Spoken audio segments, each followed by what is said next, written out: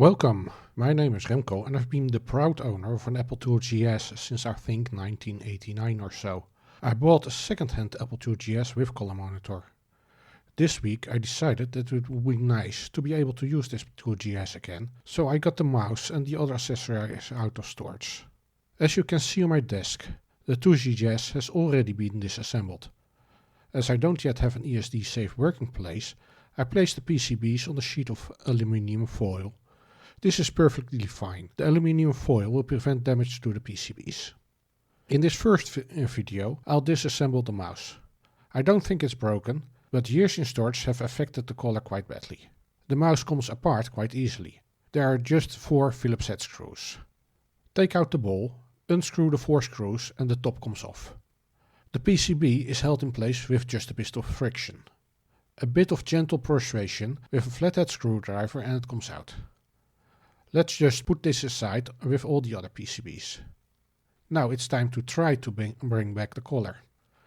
The internet is full of good tips, one more aggressive than the other. I decided to go with baking soda for this first try, for 2 reasons. It seems to be the least aggressive and I could get my hands on it quite easily. The effect is not as good as I'd hoped, but better than nothing. It might be more effective if I give this a bit more time. I'm not putting the mouse back together yet.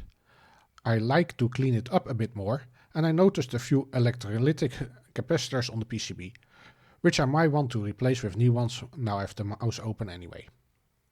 My next step is to get a decent ESD safe marking mat and take apart the power supply. The internet tells me that the caps in there are almost guaranteed to go bad. I've already done a visual inspection and found nothing wrong, but measurements of the PSU showed the output voltage to be a bit low.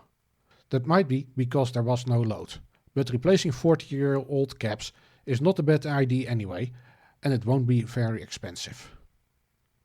I've also ordered a replacement battery for the clock on the motherboard, so that is also up for replacement, but for that I'll definitely need an ESD safe working place.